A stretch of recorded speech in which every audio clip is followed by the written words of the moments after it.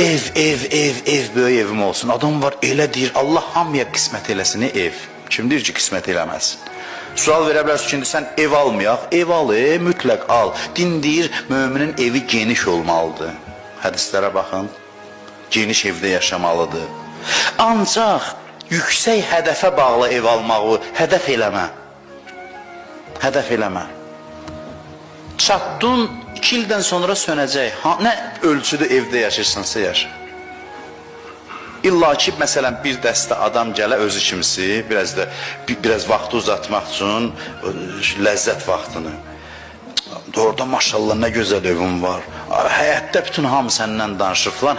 Biraz da danış, bu keyfi biraz da uzadır. O da uzadar 1 ay.